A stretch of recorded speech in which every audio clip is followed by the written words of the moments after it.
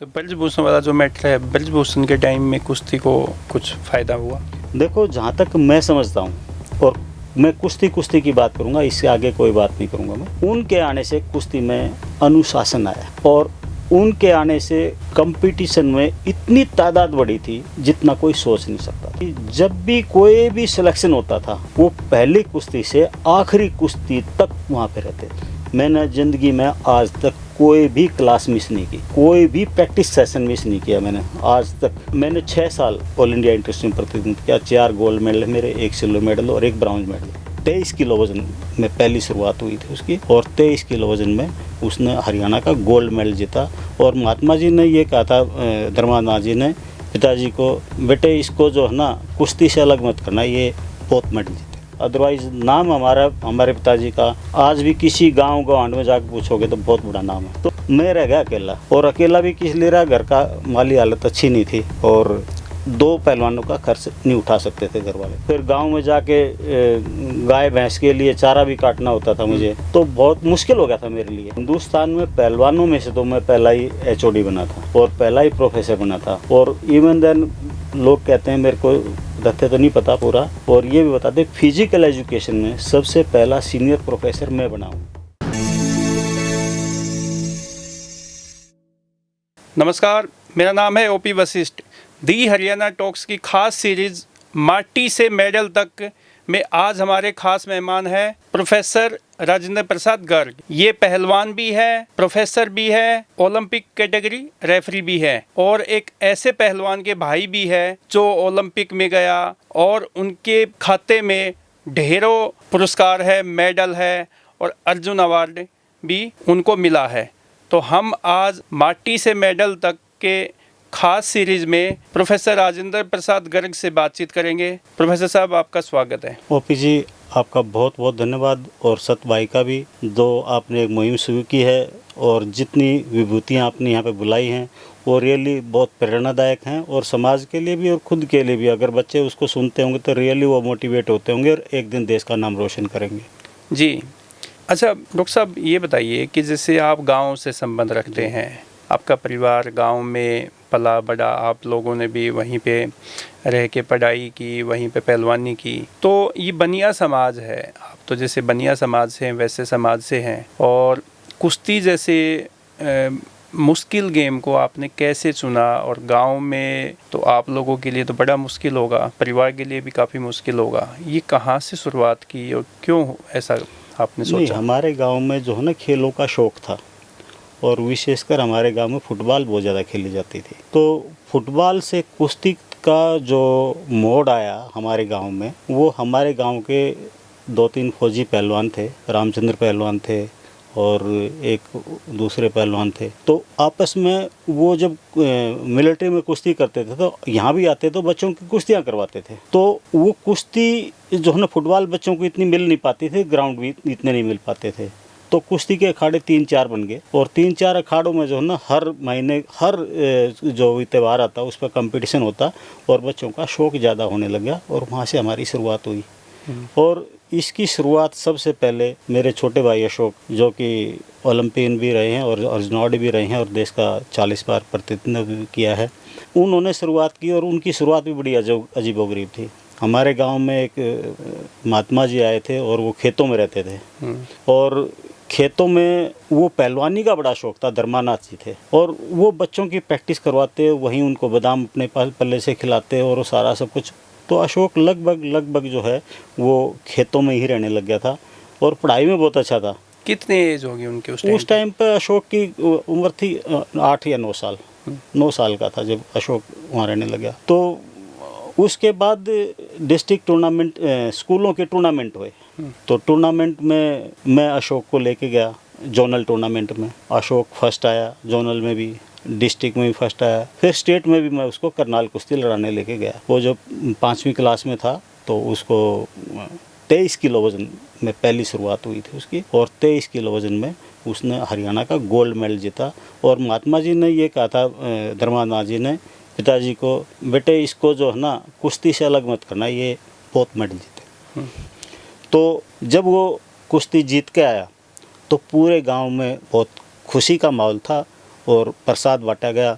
और गांव में जितने भी घर थे वो ये कहते थे आज अशोक हमारे घर सोएगा, आज अशोक हमारे घर सोएगा।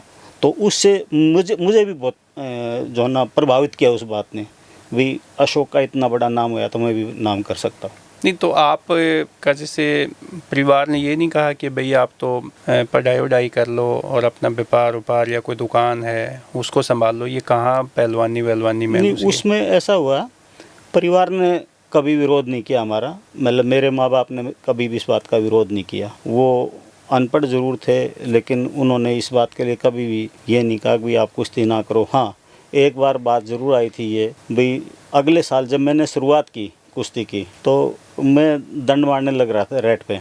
तो हमारे गांव के पीटीआई आए तो कहने लगे बेटे राजेंद्र दाव बताऊं। तो दाव पूछने का शौक होता ही था उस टाइम पे। उन्होंने एक ऐसी टेक्निक बताई जो फाउल नहीं थी लेकिन थोड़ी सी इंजरी हो जाती थी उससे।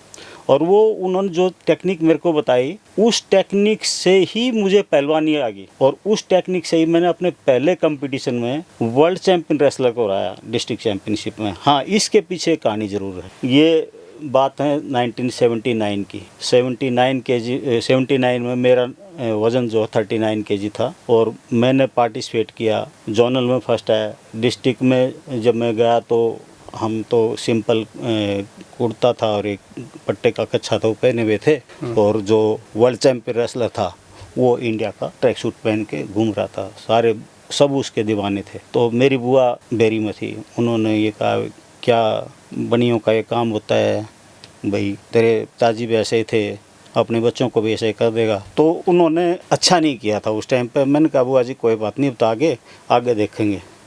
तो मैं डिस्ट्रिक्ट में फर्स्ट आ गया। डिस्ट्रिक्ट में फर्स्ट आने के बाद में हमारे गांव के गुरुजी कैप्टन चांद्रूप जी, उन्होंने दिल्ली में अखाड़ा बना लिया आज़ादपुर सब्जी मंडी में। आज़ादपुर सब्जी मंडी में मास्टरगी राम से अलग कर दिया। तो उसी टाइम पे अशोक रामनिवास जो मेरे पड़ोसी थे मेरे घर के साथ के ही, और रणवीर, हमारे पाने में हम 4 पहलवान थे उस टाइम पे मेरे समेत, मतलब जो अच्छे में नाम आता था। तो वो तीनों चले गए दिल्ली गुरुजी के पास में, मैं रह गया अकेला। और अकेला भी किस लिए रहा, घर का माली हालत अच्छी नहीं थी और 2 पहलवानों का खर्च नहीं उठा सकते थे घर वाले। तो मैं उस टाइम पे 9th क्लास में था। अशोक पहलवान जी से भी हमने बातचीत की थी, उनका पॉडकास्ट किया था और उनका ये कहना था कि जब अखाड़े में हमारे को भेजा तो मेरे ताऊ जी थे, उन्होंने 12,000 रुपये हमारे को दिए ताकि मैं अखाड़े में जाके और अपना पहलवानी कर सकूं। ये कितनी सच्चाई है? बिल्कुल पूरी सच्चाई है। इसमें ये था कि घर में तो कोई हिसाब किताब था ही नहीं पैसे का, लेकिन नाम बहुत था हमारे परिवार का। मेरे पिताजी का नाम पूरे गुहांडों में बहुत बड़ा सेठ के नाम से था, लेकिन सेठपना कुछ नहीं था। मतलब नाम सेठ था, मतलब एक ओहदा जो है वो सेठ का था, लेकिन आर्थिक स्थिति में आप उतने अच्छे नहीं थे। हाँ, आर्थिक स्थिति क्योंकि पिताजी का बिजनेस की तरफ ना ध्यान देने के कारण बहुत बड़ा क्रैशर भी होता था, उसके ऊपर ध्यान नहीं देते थे, वो मज़दूरों को भरोसे छोड़ देते थे। तो इसलिए हम थोड़ा सा डाउन थे। अदरवाइज़ नाम हमारे पिताजी का आज भी किसी गांव गवांड में जाकर पूछोगे तो बहुत बड़ा नाम है। तो ये बात सच्चाई है। जब खर्चा नहीं चला, अशोक गया, एक हमारे गांव के डॉक्टर थे, डॉक्टर रामनिवास, वो उनको लेके गए दिल्ली कुश्ती लड़ाने के लिए। एक मुसलमानों का पहलवान था लड़का, वो किसी से नहीं गिरता था, तो हारा ही नहीं किसी से। हाँ, वो नहीं आ रहा था किसी से। तो उसको हरवाने के लिए डॉक्टर साहब उनको लेके गए थे। उनको कुश्ती का और फुटबॉल का बड़ा शौक था। तो उसी टाइम जब उसने वो कुश्ती दी थी तो अगले उसमें संजय गांधी मेमोरियल ट्रॉफी हुई थी दिल्ली में। हाँ, दिल्ली में। उस ट्रॉफी में भाग लेना था। उस ट्रॉफी में भाग लेने के लिए उसको वहाँ गुरुजी ने रख लिया। अभी इसके बाद गांव में आ जाएगा, लेकिन भगवान को कुछ और ही मंजूर था और अशोक वहाँ रह गया। मैं इधर गांव में अकेला रह गया, मेरी प्रैक्टिस नहीं होती थी। तो मैंने मम्मी से कहा, पिताजी से कहा भाई मैं यहाँ नहीं अब कंटिन्यू कर पाऊँगा। तो पिताजी ने, मम्मी ने कहा भाई देखो खर्चा तो नहीं चलेगा। तो मैंने कहा भाई मैं शहर में एडमिशन ले लूँगा, मेरी प्रैक्टिस भी हो जाएगी। पुलिस लाइन में उस टाइम पे प्रैक्टिस करते थे हम, और मैं दुकान का सामान भी ले आऊँगा मैं। लेकिन इतना पॉसिबल नहीं था मेरे लिए। मैं स्कूल में भी पूरे टाइम हाजिर रहता था, प्रैक्टिस में भी हाजिर रहता था, और गांव में यहाँ से शहर से जाता तो दुकान का सामान भी लेके जाता था, और बस में जाता था। बारिश भी आती थी, बलम तक बस आती थी, उस बस में बैठ के जाते तो भीगते भी थे। फिर गांव में जाके गाय भैंस के लिए चारा भी काटना होता था मुझे, तो बहुत मुश्किल हो गया था मेरे लिए। तो मैंने कहा भाई मैं जो है ना अब गांव में नहीं जाऊंगा मैं। तो मैं जाट स्कूल में आ गया। जाट स्कूल में एडमिशन लिया। बेद सिंह हेडमास्टर होते थे, वो मेरे बहुत बड़े फ़ैन थे। उससे पहले एक छोटा जयंती समारोह हुआ था, उसमें मेरा सिल्वर मेडल आया था। लेकिन वो कुश्ती जिसने देखी ना आज तक वो दीवाने उस कुश्ती के। आपने की जो कुछ मैंने जो कुश्ती लड़ी थी 52 किलो वजन में, तो उस कुश्ती के सब दीवाने थे। जिसने वो कुश्ती देखी है आज तक वो मुझे उसी नाम से जानते हैं, लाला के नाम से। तो आपको लाला कहते थे पहले? लाला कहते, बचपन में लाला कहते थे। राजेंद्र कोई नहीं बोलता था। कोई एक आधा सभ्य आदमी जो बड़ा आदमी था, कोच था, वो भी लाला ही कहते। कई बार राजेंद्र भी बोल देते थे। जैसे टेकचंद दलाल जी थे, हमारे कोच थे, जो पुलिस लाइन में प्रैक्टिस करवाते थे, वो दोनों नाम से बोले। लाला भी बोल देते थे, गुस्सा करते थे लाला बोल देते थे, और वैसे राजेंद्र बोल देते थे। वो बड़े मोटिवेट करते थे मेरे को। वो कहते थे राजेंद्र एडमिशन लिया, साल गया, यूँ आया, आगे पता नहीं क्या होगा, बाद में देखी जाएगी। तो इस तरह से मैंने अपना पढ़ाई का और खेल का दोनों का सामंजस्य रखा। मैंने ज़िंदगी में आज तक कोई भी क्लास मिस नहीं की, कोई भी प्रैक्टिस सेशन मिस नहीं किया मैंने आज तक। अभी भी मेरा वही शेड्यूल चल रहा है जो पहले था। वैसे अमूमन ये कहा जाता है हरियाणा में खासकर कि जो पहलवान है या कबड्डी प्लेयर होते हैं या पावर का कोई भी गेम होता है, वो पढ़ाई में इतने अच्छे नहीं होते या पढ़ाई कंटिन्यूस नहीं कर पाते, कि प्रैक्टिस ज़्यादा करनी होती है, मेहनत ज़्यादा करनी होती है, या यूँ कहते हैं कि भाई पहलवान का तो पढ़ाई से कोई लेना देना नहीं होता। तो ये आप दोनों ने, आपने जैसे पढ़ाई और कुश्ती इसको साथ कैसे लेके चले?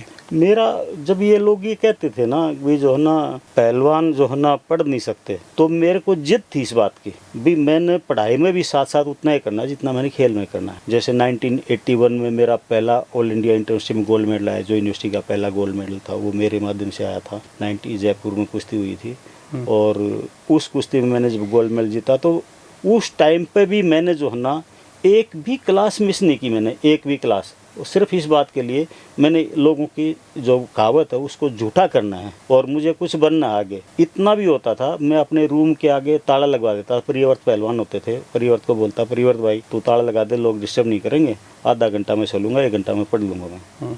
तो ऐसा भी था, चाबी अपने पास रख लेता। जब प्रैक्टिस के टाइम पर वो खोलता था मेरा रूम। तो यूनिवर्सिटी में जो ऑल इंडिया इंटर यूनिवर्सिटी होती है या इंटर यूनिवर्सिटी जो टूर्नामेंट होते हैं, उसमें आपने कितने सालों तक यूनिवर्सिटी का प्रतिनिधित्व? मैंने 6 साल ऑल इंडिया इंटर में प्रतिनिधित्व किया। 4 गोल्ड मेडल है मेरे, 1 सिल्वर मेडल और 1 ब्रॉन्ज मेडल।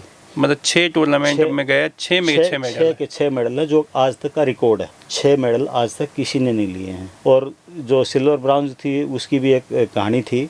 मेरे हाथ में इंजरी हो गई थी तो सिल्वर आया था, पहले हो गई थी, लेकिन वो इम्प्रेशन इतना था कि मैं टाइम नहीं लगाता था। मेरी कुश्ती में कभी भी जो ना आप टाइम नहीं, एक ही रेसलर था 1987 में जो फाइनल बाउट थी, उसमें 3 मिनट और 30 सेकंड कुश्ती चली थी मेरी। अदरवाइज कोई भी कुश्ती मेरी 1 मिनट से ज़्यादा नहीं चली। तो वो कौन पहलवान था जो 3 मिनट 30 सेकंड चला? वो एक यूपी का पहलवान था लड़का, उसके साथ मेरी 3 मिनट 30 सेकंड कुश्ती चली थी, लेकिन मैंने उसको हरा लिया उसी टाइम। तो फिर यूनिवर्सिटी से आगे आप नहीं निकल पाए? नहीं, यूनिवर्सिटी से आगे निकलना चाहता था, लेकिन जो मेरा शेड्यूल था ना पढ़ाई का, उसने मेरे को डिस्टर्ब किया। तो जाट कॉलेज से मैं फिर MA मास्टर डिग्री करने के लिए कुरुक्षेत्रा चला गया। तो कुरुक्षेत्रा में जो है ना प्रैक्टिस का इतना इन्वायरमेंट मेरे को नहीं मिला। अगर मैं मतलब या तो पढ़ाई कर सकता था या कुश्ती कर सकता था, वहाँ मैंने दोनों का सामंजस्य बिठाने की कोशिश की। और मैं एक बार इस लेवल पे भी आ गया था, जो लास्ट नेशनल था उसका मेरा सिल्वर मेडल मतलब गोल्ड मेडल आते आते रहा था। 62 kg में गोल्ड मेडल आते आते रहा था। अगर वो गोल्ड मेडल आता तो हो सकता मैं उसको छोड़ के और इधर चला था, लेकिन जो पढ़ाई वाला माहौल था वो मेरे को नहीं मिल पाता, और मैंने दोनों चीज़ करनी थी। इसके बाद फिर मैं जैसे 87 में मैंने पास आउट किया मास्टर डिग्री, और मास्टर डिग्री की एक बहुत बड़ी कहानी है, वो भी बता देता हूँ आपको। जब पहला सेमेस्टर निकला तो मेरे सामने चुनौती थी कि मैंने पढ़ाई भी करनी है और पहलवानी भी करनी है। पहलवानी घूमती थी मेरे दिमाग में, अभी तो कहाँ फंस गया आके, तो अपने चल यहाँ से, दिमाग में फिर ही आता था जो तूने एम बना रखा है वो पीछे छूट जाएगा। तो इस तरह से होते होते जो है ना बस वो दिमाग में ये रही। कुछ बच्चे जो है ना HAV से आए थे, वो कहते है लाला कोई बात नहीं, रील बना लियो, नकल कर लियो, पास हो जाएगा। तो मेरे दिमाग में वो भी रहती थी। 3 बार इंटरव्यू पोस्टपोन हुई, तो मेरे क्लास में सबसे कम नंबर आए। एमए में? एमए में फर्स्ट सेमेस्टर में।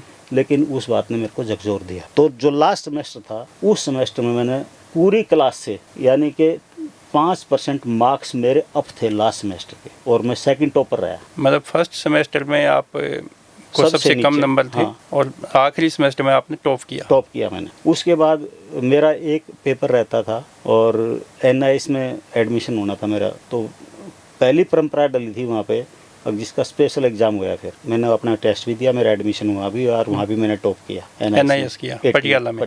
तो आपने कभी जैसे ये टीस मन में नहीं रही कि जैसे अशोक है वो तो देश के लिए पदक एक के बाद एक पदक जीत के लेके आ रहा है, और आपने कभी ये सोचा, आपके मन में कभी ऐसा लगा कि भाई मैं भी देश के लिए पदक ला सकता था लेकिन नहीं ले आया? तो वो क्या चीज़ आपके उसमें बाधा आई कि जो आप देश के लिए नहीं खेल पाए? सबसे बड़ी बात तो यही है कि जो पारिवारिक स्थिति थी वो आगे मेरे को कंटिन्यू नहीं करवा सकती थी। रेसलिंग के लिए जाता तो खर्चा चाहिए उस टाइम पे, और खर्चा था नहीं घर में। तो उसके कारण मैंने जॉब ज्वाइन कर ली यहाँ पे यूनिवर्सिटी में। तो जॉब ज्वाइन करने के बाद में फिर जॉब के साथ कुश्ती कंटिन्यू नहीं हो पाई, और जॉब में भी ये हुआ भी, अगर परमानेंट जॉब लग जाती उस टाइम पे तो शायद कुछ हो सकता था। वो एडोक सर्विस ज्वाइन हुई तो उसमें बड़े मतलब चक्कर काटने पड़े, और बहुत सारी मुश्किलें मैंने झेली हैं उस टाइम पे। लेकिन अंत में मैं सक्सेस हुआ और मेरी जीत हुई, और मुझे अपॉइंटमेंट भी मिली यहाँ पर। तो आप के जो आदर्श पहलवान कौन रहे कि जिसको आपने देख के कुश्ती खेलना शुरू किया? कोई एक पहलवान? देखो, कुश्ती खेलना तो मैंने गांव में शुरू कर दिया था, और एक किस्म से माना जाए भी अशोक से मैं ज़्यादा प्रभावित हुआ था, छोटे भाई से। कोई तो बड़े भाई से इंस्पायर होता है, आप छोटे भाई से इंस्पायर हो गए? क्योंकि शुरुआत उसने कर दी थी ना, और शुरुआत में वो फर्स्ट आ गया, और उस टाइम पर स्टेट की जो चैंपियनशिप का मेडल था ना, वो बहुत बड़ा मेडल माना जाता था। और जो गांव में रेस्पेक्ट जो मिली ना, उस रेस्पेक्ट ने मुझे कुश्ती की तरफ और आगे बढ़ाया। और मैं कभी भी बैक बेंचर नहीं रहा, हमेशा फर्स्ट बेंच पे बैठता था, चाहे बीए की क्लास थी, चाहे वो मास्टर डिग्री, चाहे आज भी अगर कोई हमारी क्लिनिक होती है, रेफरी क्लिनिक, तो मैं आगे बैठता हूँ, पीछे कभी नहीं बैठता। तो आपके टाइम में कौन ऐसे पहलवान थे जो आपको प्रभावित करते थे कि भाई ये पहलवान तो उनकी कुश्ती तो मैंने देखनी ही देखनी, चाहे कुछ भी हो जाए? ऐसे कौन पहलवान 5-10 जो इंडिया के टॉप पहलवान थे? देखो, सबसे ज़्यादा जिनको लाइक करता था मैं, वो राजेंद्र पहलवान जी थे, बड़ौदा से, हरियाणा पुलिस में थे वो, आईपीएस। हाँ। और उनकी पर्सनालिटी भी बहुत गजब की थी, और मेहनत भी बहुत ज़्यादा करते थे। जो मेहनत पहलवान करते थे ना, मैं उनको बड़ा लाइक करता था। तो मेरे जो प्रेरणा स्रोत हैं कि मुझे इस तरह का बनना है, उस तरह का रहना है, मुझे उस तरह से चलना है, मुझे उस तरह से बोलना है मुझे, तो उनसे मैं बहुत ज़्यादा प्रभावित होता था। आपके नाम राशि भी? मेरे नाम राशि भी थे, और लेकिन उनका एक जलवा था, मतलब एक 74 किलो का पहलवान, और भारत केसरी जो पहलवान थे नंबर 1 के उसमें लड़ते थे वो, तो कुछ तो था तो उनसे ज़्यादा प्रभावित था मैं। और उनके समकक्ष कौन कौन से पहलवान होते थे उस टाइम? समकक्ष तो उस टाइम पे जो है ना, उनके साथ में पहलवान कृष्ण थे, बापड़ोदे वाले पहलवान बुद्ध सिंह थे। उनसे मेरी मुलाकात नहीं हो पाई क्योंकि दिल्ली में थे, मैं रोहतक में रहता था। और उसके हमारे जो रोहतास पहलवान हैं, ज्ञान पहलवान ने तो मेरे साथ कई इंटरनेशनल भी लड़ी। सुरेश पहलवान जी से मैं कम प्रभावित था। उनका जो है ना मेरे उसमें कम वो रहा है, क्योंकि मेरा पढ़ाई सत्यवान भी वो दिल्ली साइड में थे ना, इसलिए मैं उनसे ज़्यादा टच में नहीं था। अशोक ज़्यादा टच में था। हाँ, इतना ज़रूर है, जब 1987 के बाद अशोक कैंप में था एशियन गेम्स के लिए, तो उसका पार्टनर नहीं था कोई भी, तो उसका पार्टनर बन के मैं उसकी प्रैक्टिस करवाया करता वहाँ पे नेशनल कैंप में। आप भाई के पार्टनर भी रहे हैं? हाँ, भाई के पार्टनर में रहा हूँ। और साथ में एशियन गेम्स जो हिरोशिमा में हुए थे, एज ए असिस्टेंट कोच भी मैं वहाँ गया था। तो आप अखाड़े में जाते थे भाई के पास? बहुत कम, क्योंकि वो तो कहते हैं कि भाई पहलवान बनाने के लिए या तो बाप साथ रहता है या भाई साथ रहता है। नहीं, मेरा असल में हमारे दोनों के फील्ड अलग थे। उनका फील्ड था सिर्फ कुश्ती का, और मेरा फील्ड था पढ़ाई और खेल का। तो इसलिए मेरा सामंजस्य अखाड़ों से कभी नहीं रहा। मेरा अखाड़ा था पुलिस लाइन जो रोहतक में था, वो अखाड़ा था। उसमें क्या है, जो पुलिस वाले थे जो सर्विस पे भी जाते थे वो, और शाम को हम सब इकट्ठे हो जाते थे, वहाँ प्रैक्टिस करते थे। बड़ी अच्छी प्रैक्टिस होती थी, बहुत अच्छा नाम चला था। पुलिस लाइन अखाड़े ने बहुत अच्छे पहलवान दिए। तो कैप्टन चांदरूप का अखाड़ा जो सब्जी मंडी में था आजादपुर दिल्ली में, वहाँ पे ऐसे कौन कौन बताते हैं कि बहुत ज़्यादा इंटरनेशनल पहलवान दिए कैप्टन चांद्रूप ने? देखो, कैप्टन चांद्रूप जी ना अपने आप में एक बहुत बड़े प्रेरणा स्रोत थे और बहुत बड़े तपस्वी थे। मैंने उनको ये देखा है कि वो कभी अपने घर गए नहीं, कभी भी नहीं गए अपने घर। सुबह से शाम तक वो बच्चों के साथ ही अखाड़े में रहते थे वहाँ पे, और सुबह 3 बजे उठ जाते थे। रात को 10 बजे के बाद, इवन देन 10 में ज़्यादा बोलते, 9 बजे के बाद किसी भी बच्चे की लाइट ऑन नहीं होती थी, किसी भी बच्चे की। जब सब सो जाते थे तब वो जाके सोते थे, और सबसे पहले वो उठ लेते थे और उठ के फिर वही प्रैक्टिस पे सुबह से शाम तक। बहुत बड़े तपस्वी थे, और उनकी वजह से कम से कम बता रहा हूँ मैं, 100 से ज़्यादा इंटरनेशनल पहलवान उन्होंने दिए हैं।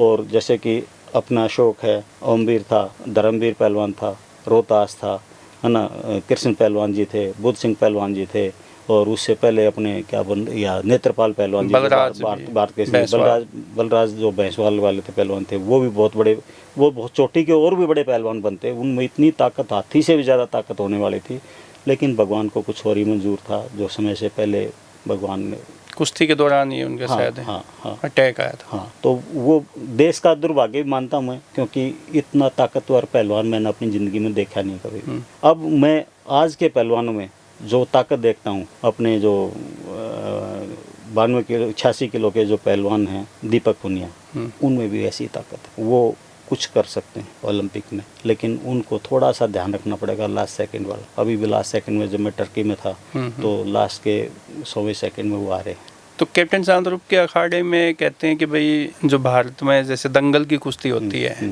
तो हमेशा कैप्टन चांद्रूप के अखाड़े से ना नंबर 1 की कुश्ती का पहलवान हमेशा रहा है। हाँ, जो नाम अभी हमने गिनवाए थे वो सारे नंबर 1 के पहलवान थे। उसके बाद सोनू था, उसके बाद हमारे गांव के पहलवान थे संजय। तो एक पहलवान टॉप का वहाँ पे रहा है, लेकिन जोगिंदर ओचंदी भी अभी लास्ट में, जोगिंदर ओचंदी भी वहीं पे रहा है। तो ये जो एक पहलवान टॉप का तो वहाँ रहा है। और जब तक कैप्टन चांद्रूप जी थे, 4-5 बच्चे इंटरनेशनल टूर्नामेंट में जाते रहे हैं वहाँ से। अब कौन संचालन कर रहे हैं उनका? अब उनके पुत्र हैं, भतीजे आनंद, और नहीं पुत्र हैं उनके बेटे का लड़का अमित, वो उनको संभाल रहा है। अखाड़ा चलता है अभी भी? अखाड़ा चल रहा है अभी। तो और जैसे बताते हैं भारत केसरी जो है संजय पहलवान मटिंडू, एक समय इतना लंबा अरसा जो है, सबसे लंबा अरसा कुश्ती में संजय मटिंडवाल का रहा है कि जो उनको हरा नहीं पाया कोई भी पहलवान। देखो, संजय की शुरुआत जो हुई थी वो छोटे वजन का पहलवान था, लेकिन वो कोल्हापुर चला गया, और कोल्हापुर से उसका वजन जो है ना वो लगभग वहाँ पे 80 किलो के आसपास हो गया था उसका एकदम। और उसकी लड़न बड़ी तेज थी, बहुत अच्छा कुश्ती करता था, और उसकी उस लड़न के कारण, उस तेजी के कारण उसको कोई मीट नहीं कर पाता था। तो बहुत ही अच्छे पहलवान रहे हैं उसके टाइम में। केहर सिंह पहलवान थे, है ना, और ये जो दूसरे पहलवान थे, सुभाष वर्मा जी थे, है ना, यूपी के थे, शामली से। हाँ, तो वो भी बहुत अच्छे पहलवान थे। इनकी संजय की और सुभाष की कभी कुश्ती नहीं हुई है। कोई एक आध हुई होगी, लेकिन वो मतलब उस लेवल की कुश्ती नहीं जो होनी चाहिए थी, वो कुश्ती नहीं हुई। मेरी याद में ऐसी कुश्ती नहीं हुई जो काटा कुश्ती हुई हो।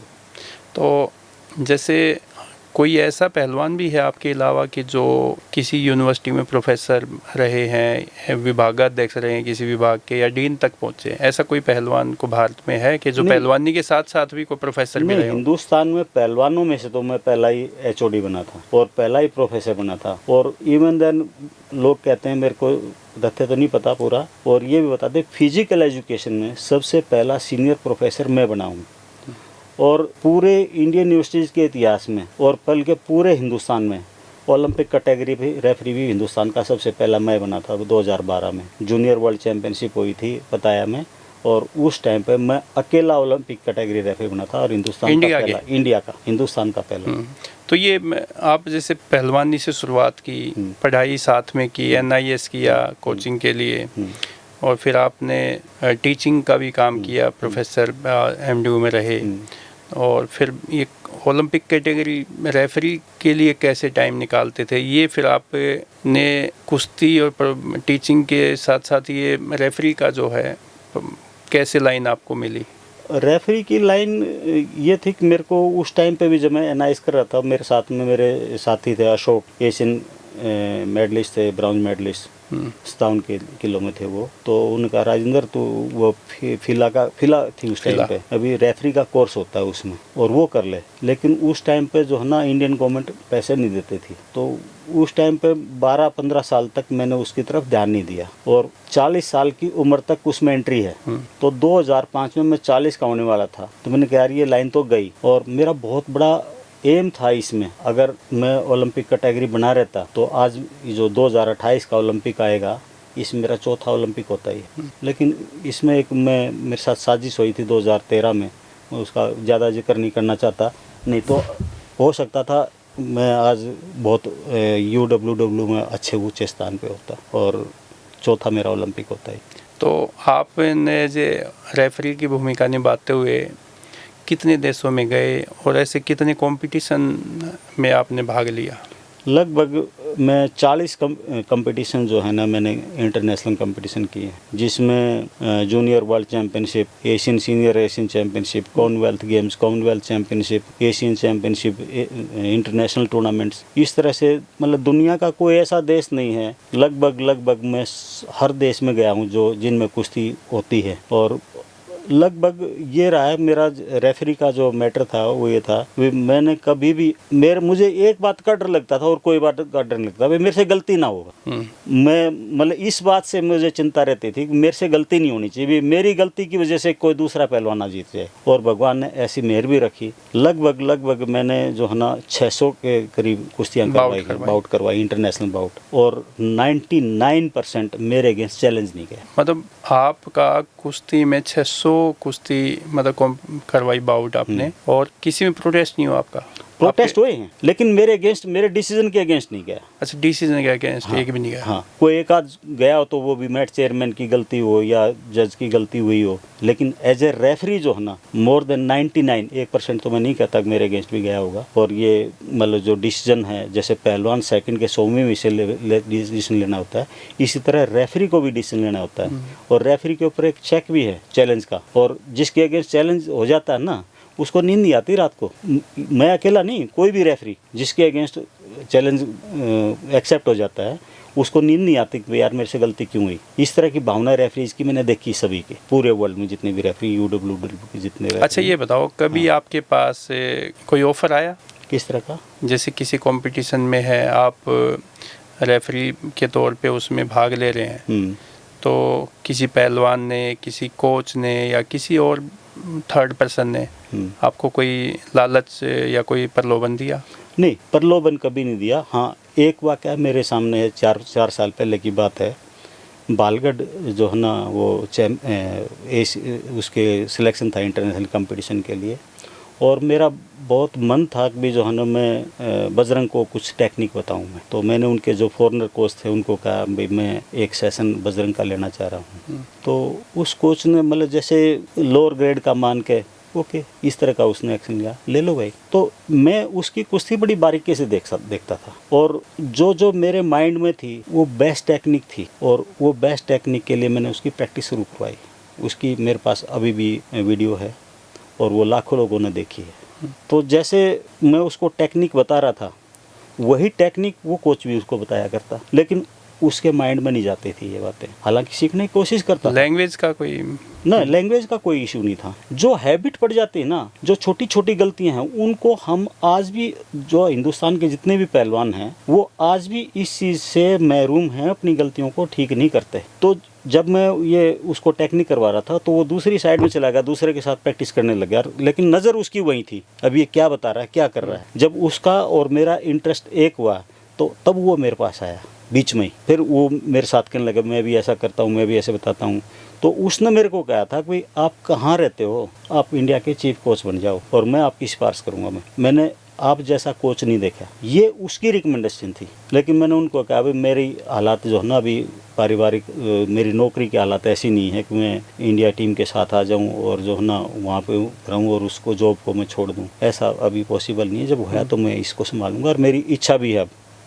मैं USA में 2006 में मैंने इंटरनेशनल रेसलिंग कोर्स का भी पास किया हुआ है, 2006 में। तो अब मैं हो सकता है एक इसी साल या अगले साल एज ए कोच आप मेरे को देख पाएंगे। तो जैसे नहीं, मैं जो आपसे सवाल करना चाहता मैं ये था कि जैसे रेफरी होते हैं, तो रेफरी के पास जैसे कई खेलों में होता है कि भाई आप हमारा फेवर कर दीजिए, आपने जो चाहिए हमारे से ले लेना। नहीं, मैं ये बात नहीं, ना तो इंडिया में पास कोई ऐसा फेवर करने के लिए कोई बात आई और ना ही किसी भी देश में। मेरे से कभी कोई बात करने की किसी हिम्मत ही नहीं होती थी, और कभी भी किसी ने भी मुझे ये नहीं कहा अभी इस बच्चे की हेल्प करनी। उनको ये पता था कि ये डिसीजन जो देगा ना, जो हकीकत होगी वो देगा, गलती तो किसी से भी हो सकती है। तो मैंने कभी भी, तो क्या इसमें भेदभाव हो सकता है? हाँ, हो जाता है। रेफरी, मैच चेयरमैन, जज चाहे तो 5-7% का हेरफेर कर सकते हैं, ज़्यादा नहीं। ज़्यादा तो नहीं हो पाता, लेकिन बराबर की कुश्ती में अगर एक पॉइंट पे ही हो गया, एक पैसिविटी पे ही हो गया, तो उसमें बहुत फर्क पड़ जाता है। क्योंकि अगर पैसिविटी पहले मिल गई है ना, पहले किसी को देगी पैसिविटी और दूसरे राउंड फिर दूसरे को दी गई, तो दूसरे का लास्ट पॉइंट बनता है, वो जीत जाता है, पहले वाली खत्म होगी। जैसे पेरिस ओलंपिक 2024 हुआ, तो उसमें रोहतक की एक पहलवान है रितिका हुड्डा, वो क्वार्टर फाइनल में बराबर अंक होने के बावजूद वो मैच हार गई। तो वो कहती है कि मेरे साथ जो मेरे फेवर में जो पॉइंट था वो नहीं मिला मुझे, नहीं तो मैं जीतती। देखो, ये टेक्निकल जो प्रॉब्लम है, आज के दिन रेसलर के पास एक अधिकार है चैलेंज का। अगर उसको या उसके कोच को ये लगता था कि इसका पॉइंट है, तो उसको चैलेंज करना चाहिए था उसको। अगर चैलेंज नहीं किया तो इट मीन्स रेफरी का जो डिसीजन है या रेफरिंग बॉडी का जो डिसीजन है वो फाइनल है। तो मैं नहीं मानता ऐसा कुछ भी नहीं दिया तो आप ले सकते थे अपना चांस। यूडब्ल्यूडब्ल्यू ने अधिकार दिया वो आपको चैलेंज करने का। अच्छा डॉक्टर साहब, ये बताओ कि जैसे कुश्ती में आपने कम से कम भी 30 साल तो किया होगा। मैं रेफरी की भूमिका निभाई। रेफरी की भूमिका 2005 से शुरू की। वैसे तो मैं जैसे इंटरनेशनल लेवल के कंपटीशन तो मैं शुरू से 1988 से तो दशक से तो आप कर ही रहे हैं। हाँ, तो कुश्ती में बदलाव कितना आया है इन 20-30 सालों में? देखो, कुश्ती में बहुत बदलाव आया है। पहले कुश्ती मिट्टी में होती थी, मिट्टी से गद्दे पे आई थी, और गद्दे का जो पहला स्वरूप था वो जूट का मैट का होता था।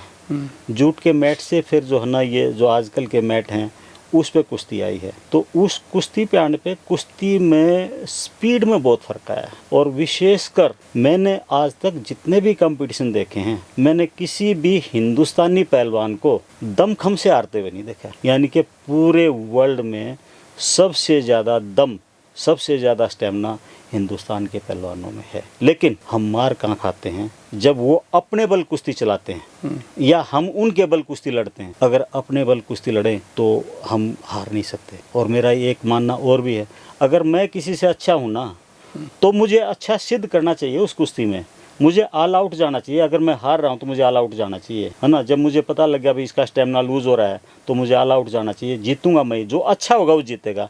अगर कमज़ोर मेरे से जीत कर चला गया तो मेरी क्या रही, ना मैंने प्रैक्टिस, उसका फ़ायदा ही नहीं कोई भी। अगर कमज़ोर जीत कर चला गया तो मन में नहीं रहनी चाहिए। जो भी कुछ है वहाँ लगा दो अपना। हर कुश्ती आखिरी कुश्ती मान के चलो आप। पहले कहते इराक, रूस और ईरान के पहलवान अच्छे होते थे। तो अब कौन से ऐसे देश हैं कि जहाँ के पहलवान जो है स्पीड में भी, ताकत में भी, टेक्निक में भी बहुत एडवांस है? देखिए, जहाँ तक स्टेमिना की बात है हम सबसे आगे। जहाँ तक अब बराबरी की बात है हम उनके बराबर आगे हैं। अब हिंदुस्तान के किसी पहलवान को लोग ये नहीं मानते अभी जो है इसको मैं आसानी से हरा लूँगा, चाहे वो किसी भी वेट कैटेगरी का हो। लेकिन अभी भी जो मैं टर्की में टूर्नामेंट कर रहा था तो मुझे कमेंट्री करने का भी मौका मिला था। और कमेंट्री करते करते मैं बोल रहा था भाई इसको ऑल आउट लड़ना चाहिए, और ये अपने बल कुश्ती लड़ रहा है, इसमें स्टेमिना कम है, और लास्ट के सेकंड में हार जाएगा इससे। और वो 3 कुश्तियों में हुआ ऐसे, 3 कुश्तियों में हुआ। आप मेरी कमेंट्री सुन लेना उसमें। तो ये जो चीज़ है ना, ये पहलवान, कोच, इनको एक अपनी स्ट्रेटेजी बनानी चाहिए हर बाउट से पहले। मुझे कैसे लड़ना है, ये मेरे से कितना स्ट्रोंग है, कितना कमज़ोर है। आप जब आप आमने सामने लड़ोगे तो आपको पता लग जाता है मेरे से तगड़ा है या मेरे से कमज़ोर है। कमज़ोर से हारना तो बहुत बड़ी बात। तो इस चीज़ पे विशेष ध्यान देना पड़ेगा, बहुत विशेष ध्यान देना पड़ेगा कि लास्ट के सेकंड में क्यों हारते हैं। बहुत कुश्तियाँ आ रहे हैं वैसे। ओलंपिक तक के मेडल पीछे दीपक पुनिया का ऐसे मेडल तो गया था। अभी भी जो टर्की में जो चैंपियनशिप थी उसमें भी ऐसे ही गया था, फाइनल में पहुंचता है लड़का। तो इस चीज़ को सीखना पड़ेगा हमें। तो 2028 में आप क्या मानते कितने पदक देश को मिल पाएंगे? जो अब दोबारा से री सिस्टम शुरू हुआ है हमारा, इसमें मानता हूँ कम से कम भी 8 मेडल हमारे आ सकते हैं। 8 मेडल 4 गर्ल्स के, 4 मतलब सीनियर बॉयज़ के और 2 ग्रीको रोमन के। ये मैं मान के चलता हूँ 4 4 8 और 10 हो गए। 10 मेडल तक हम जीत सकते हैं ओलंपिक में। जहाँ एक मेडल जीतना मुश्किल हो जाता है आज के टाइम में। देखो पीछे हम डिस्टर्ब हो गए। हमारा जो ये 2024 का जो ओलंपिक गया है, ये और 2023 से 2000 जो अपसेट रेसलिंग फेडरेशन में हुआ, वो गलती चाहे किसी की भी हो, है ना, वो बहुत बड़ा ड्रॉबैक था हमारे लिए। उसमें पहलवान ना तो अच्छी तरह से तैयार हो पाए, ना प्रैक्टिस हो पाई, ना वो कंपटीशन लड़ पाए, असमंजस में रहे अच्छी तरह से। वो किसी उसमें कंपटीशन में जो है ना, जो सिलेक्शन होने थे जिसमें, उसमें जा पाए। बहुत सारी ऐसी चीज़ें रही हैं। 2 पहलवान थे हमारे, कंपटीशन लड़ भी नहीं पाए, क्वालिफाइंग टूर्नामेंट भी नहीं लड़ पाए, वहाँ पहुँच ही नहीं पाए टूर्नामेंट में। तो ऐसे चांसेस बहुत हुए हमारे। और अभी भी जो 2024 का ओलंपिक था, इसमें भी हम बड़े बारीकी, मतलब थोड़ी थोड़ी चूक से चुके हैं। 3-4 मेडल तो इसमें भी हो सकते थे हमारे। तो ब्रजभूषण वाला जो मैटर है, ब्रजभूषण के टाइम में कुश्ती को कुछ फ़ायदा हुआ? देखो जहाँ तक मैं समझता हूँ, और मैं कुश्ती की बात करूँगा, इससे आगे कोई बात नहीं करूँगा मैं। उनके आने से कुश्ती में अनुशासन आया, और उनके आने से कंपटीशन में इतनी तादाद बढ़ी थी जितना कोई सोच नहीं सकता था। और उनकी एक चीज़ होती थी, जब भी कोई भी सिलेक्शन होता था, वो पहली कुश्ती से आखिरी कुश्ती तक वहाँ पे रहते। तो किसी रेफरी की, किसी पहलवान की या किसी और गुरु खलीफे की हिम्मत नहीं होती थी वे किसी कुश्ती को वो डिस्टर्ब कर दे जाके। तो ये उनकी बहुत बड़ी देन थी। मतलब कुश्ती में बड़ा योगदान है, बहुत बड़ा योगदान, बहुत बड़ा योगदान है, बहुत बड़ा। और मैं नहीं मानता, इसको सब मानते हैं, इस बात को सब मानते हैं, अपार्ट फ्रॉम अदर थिंग्स, उसको इस चीज़ को सब मानते हैं। और वो युग दोबारा से लौट रहा है, मैं देख रहा हूँ उस बात को। तो आज के टाइम में कौन ऐसे पहलवान है जो 28 में पदक ला सकते हैं? जो हमारे सीनियर टीम में आज के दिन जो पहलवान हैं, कोई एक आध ही चेंज होएगा, नहीं तो ये जो जितने भी अब सीनियर टीम के जो नंबर 1 के खिलाड़ी हैं, सारे के नाम तो मैं भी नहीं ले पाऊँगा, लेकिन सारे के सारे, जैसे अमन का ही है, ये श्योर मेडल जीतेगा। दीपक पुनिया श्योर मेडल जीतेगा। लड़कियों में ये जो लड़कियां हमारी जो अच्छी हैं, अंतिम पंगाल है, ये भी मेडल जीतेगी। मतलब जितने भी अच्छे पहलवान हैं हमारे, सारे मेडल की दौड़ में हैं, सारे के सारे। हम किसी को भी कमज़ोर नहीं बता सकते। हाँ, सुपर हैवी के जो पहलवान हैं उनको थोड़ी सी और प्रैक्टिस करनी पड़ेगी, लेकिन 92 kg तक हम अच्छे हैं, हम सब के मेडल आ सकते हैं एक्सेप्ट ग्रीको। अपने जो पहलवान है ये डोप में फंस जाते हैं, क्यों, क्या है, क्यों फंस जाते हैं? ये पहलवानों का भ्रम है। अभी मैं डोप लेके मैं बहुत अच्छा पहलवान बन जाऊंगा। अगर डोप लेने से पहलवान बनते हो ना, तो हमारा कोई नंबर नहीं आएगा। इसमें तो प्रैक्टिस और टेक्निक जिसकी अच्छी होगी ना, वही पहलवान बनेगा और वही मेडल दे पाएगा आपको। डोप कोई सोल्यूशन नहीं है। डोप ना तो आपकी स्टेमिना बढ़ाता, ना आपकी टेक्निक बढ़ाता, ना आपकी समझ बढ़ाता। हाँ, थोड़ी देर के लिए उत्तेजित करता है आपको, है ना। उस उत्तेजना का हमें बहुत बड़ा लॉस होता है, शारीरिक भी और मानसिक भी। अगर पकड़े गए तो सब कुछ ही खत्म हो जाता है। तो मेरा तो ये संदेश है बच्चों को, किसी के बहकावे में ना आए, अपनी कुश्ती सीखें, अपनी प्रैक्टिस करें। जो अच्छा होगा, जो टेक्निकली अच्छा होगा, वो पहलवान बनेगा और वो देश को जरूर मेडल देगा। अच्छा, आखिरी क्वेश्चन हमारा ये है कि जो माताजी है अशोक और आपको, जो कुश्ती में और जो आपको इंटरनेशनल एक्सपोजर आपको मिला है, इसमें सबसे बड़ा योगदान आपकी माताजी का है। मेरी माताजी का इतना बड़ा योगदान है, उनके बराबर की तो आज तक हमने मेहनत की नहीं है जितनी मेहनत वो करती थी। आप देखिए, सुबह 3 बजे उठ जाती थी वो। 3 बजे हमारे लिए कुएं से पानी लेके आती थी। पानी लेके आके भैंसों को चारा डालती थी। भैंसों को चारा डालने के बाद उनका दूध निकालती थी। फिर हमारे लिए जो है ना स्कूल का खाना तैयार करती थी। फिर हमारे कपड़े धोती थी। फिर उसके बाद साथ में बीच बीच में दुकान का काम भी मम्मी देखती थी। मतलब कोई कस्टमर आ गया, ग्राहक आ गया, तो उसको बीच में रोटी तवे पर रख के और उसको भी देना होता था सामान। और उसके बाद फिर शाम को फिर ये रूटीन शुरू हो जाता था। लगभग मैंने मम्मी को कभी 11 या 12 बजे से पहले सोते नहीं देखा और 3 बजे के बाद कभी जागते नहीं देखा। तो मेरे लिए तो बहुत बड़ी प्रेरणा स्रोत है। उनसे बड़ी प्रेरणा मेरे को कभी नहीं मिली। हाँ, मेरे को 2-3 मौके एजुकेशन में भी मिले हैं। जैसे मैं एज ए हेड ज्वाइन किया, मेरे सामने 2 चुनौती थी। बच्चों को हमारे जो डिपार्टमेंट फिजिकल एजुकेशन में है, उनकी डिग्री जो है ना, उनकी मान्यता नहीं थी। तो मेरे पास ये अपॉर्चुनिटी आई। वाइस चांसलर साहब ने कहा भी इस तरह बात है, माजी हो जाएगा। उन्होंने कहा इतना आसानी से कैसे हो जाएगा यार, 1992 से तब तक कोया नहीं। माजी बाप मेरे साथ हो, सब कुछ हो जाएगा। मैं जो कहूँ आप वो कर देना ना, ठीक है। कमेटी कॉन्स्टिट्यूट कर दी, वो रेट्रोस्पेक्टिव अप्रूवल हमने गवर्नमेंट ऑफ इंडिया से 92 से लेकर 2018 तक की मैंने करवाई। उसके बाद डिपार्टमेंट बंद हो गया, कोर्स बंद हो गया, एनसीटी की अप्रूवल नहीं थी। तो एनसीटी की अप्रूवल मैं एनसीटी से तो ली, सुप्रीम कोर्ट से भी मैंने ली। इसके बाद मुझे डायरेक्टर स्पोर्ट्स का चार्ज मिला। तो डायरेक्टर स्पोर्ट्स का जिस दिन मैं चेयर पे बैठा था, उस दिन ये सोच के बैठा था, तो director sports as doctor RP Garg नहीं है, तो लाला के नाम से है, राजेंद्र के नाम से है। ये जो चेयर है, इसमें जो बच्चों के काम रुके हुए थे वो मैंने सारे बच्चों के काम करवाए हैं। इसमें मेन बच्चों का था प्राइज़ का था, प्राइज़ मनी हिंदुस्तान में मैंने सबसे ज़्यादा करवाई। बच्चों का जो ट्रैवलिंग का इशू था, AC 3 में हमारी MDU के बच्चे जाएंगे पार्टिसिपेट करने के लिए, ये अप्रूवल दिलवाई। हाँ, ये अप्रूवल मैंने दिलवाई है। इसके बाद बच्चों का DA था, वो 400 रुपये से 500 रुपये मैंने DA करवाया। फिर कैंप का था, फिर फेयर सिलेक्शन की बात जो सबसे बड़ी बात थी, मैंने जो है ना जितने भी सिलेक्शन किए वो ग्राउंड पे ही लिस्ट तैयार की और वहीं पे अनाउंस किया और वहीं पे बच्चों से चैलेंज करवाया। भी कोई भी बच्चा ये मानता हो कि मैं इससे अच्छा हूँ, किसी से भी अच्छा हूँ, वो चैलेंज कर सकता है। तो ये जो परंपरा थी ये मैंने उसमें डाली। इसके अलावा जो बच्चों के 5 साल के कैश प्राइज रुके हुए थे, उसका लिस्ट बन के तैयार हुई है। ट्रैक सूट नहीं मिल रहे थे बच्चों को, ट्रैक सूट हमने परचेज करवा दिए, वो बच्चों को मिले। तो मैं तो ये सोच के बैठा था कि राजेंद्र के लिए करना, लाला के लिए करना है। मैं एज ए डायरेक्टर स्पोर्ट्स वहाँ रहा ही नहीं। मैं जितनी देर जाता था अपनी प्लानिंग करके जाता था कि मैंने आज ये करवाना, आज ये करवाना। जितनी कमेटी मन मर्जी कॉन्स्टिट्यूट कर दे कमेटी, मैंने भरोसा था जो मैं चीज़ प्रपोजल लेके जाऊंगा मेरा अप्रूव होगा। और आज के दिन आगे 10 साल तक भी बच्चों की कोई डिमांड नहीं रहेगी। इस तरह का जैसे वर्ल्ड यूनिवर्सिटी गेम्स में था। आपने ओलंपिक कैटेगरीज रेफरी आप रहे हैं भारत के, तो आपका जो आखिरी जो टूर्नामेंट था एज ए रेफरी की भूमिका में वो अभी टर्की में था। और जब वो लास्ट बाउट आपकी करवाई, आपने करवाई, तो उसके बाद आपको विदाई दी गई। तो वो भावुक क्षण जो है हमने सोशल मीडिया पे आपकी फेसबुक पेज पे देखने को मिला। आप बहुत भावुक हो गए थे। और आपको वो कैसा लग रहा था ये वो, क्योंकि इससे पहले आप यूनिवर्सिटी से जो है वो भी रिटायर हो चुके हैं प्रोफेसर से, और एक फिर उसके बाद रेफरी की भूमिका से भी आप रिटायर हो गए। तो वो भावुक क्षण जो है जब आपके सामने आती है और वो जो विसल्स बज रही थी रेफरियों की, वो आपके कानों में गूंज रही है आज भी? बिल्कुल गूंज रही है। वो एक ऐसा एक्शन था जिसको मैं ज़िंदगी भर नहीं भुला पाऊंगा, क्योंकि मेरा पैशन था रेफरी बनना, मेरा शौक था रेफरी बनना। और मुझे अच्छा लगता डिसीजन देने में भी। मेरे डिसीजन के कारण कोई पहलवान मेडल जीता है, और वो मेरे लिए बहुत मतलब एक भावुक एक्शन इसलिए थे कि मैं इसके बाद रेफरी नहीं बन पाऊंगा, मैं इंटरनेशनल रेफरी नहीं बन पाऊंगा मैं। तो उस एक्शन पे जो मेरे को भावभीनी विदाई दी, पूरा स्टेडियम जो खचाखच भरा हुआ था और पूरा स्टेडियम खड़ा हो गया वहाँ पे।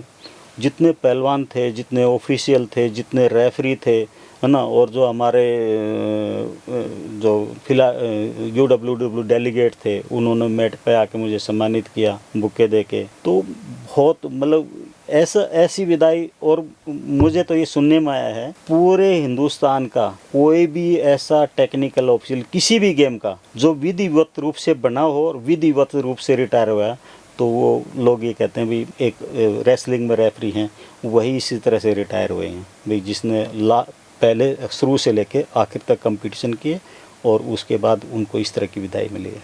तो दोस्तों, आज हमारे साथ हमारे जो ख़ास सीरीज़ है माटी से मेडल तक में हमारे विशेष मेहमान प्रोफेसर राजेंद्र प्रसाद गर्ग थे, और इन्होंने अपनी पूरी जीवन यात्रा कुश्ती, रेफरी और अपनी प्रोफेसर के बारे में अपनी यात्रा के बारे में बताया, और कुश्ती के बारे में और भी ख़ास जानकारियाँ इन्होंने हमें दी।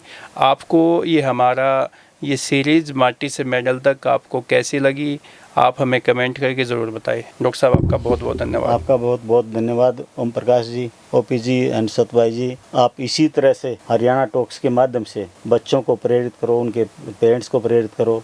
ये आप सच में जो है ना, आपके बहुत बड़ा कंट्रीब्यूशन होगा, क्योंकि बच्चे बहुत प्रभावित होते हैं इन चीज़ों को सुन के। और मेरी एक ख़ास बात भी है, मैं बच्चों को एक बात कहता हूँ, अगर आपको कुछ बनना है तो अपना एक आदर्श सुनो और उस आदर्श की आप जीवन शैली को देखो, उसने कितनी मेहनत की है और उस आदर्श को भी बच्चा चुन लेता है तो वो बच्चा कभी पीछे नहीं, चाहे खेल में हो, पढ़ाई में हो और चाहे राजनीति में, किसी में भी हो, वो कामयाब जरूर होगा। चलो, थैंक यू डॉक्टर साहब, आपने हमें समय दिया, आपका बहुत बहुत धन्यवाद। Thank you OP ji, thank you Satbhai ji.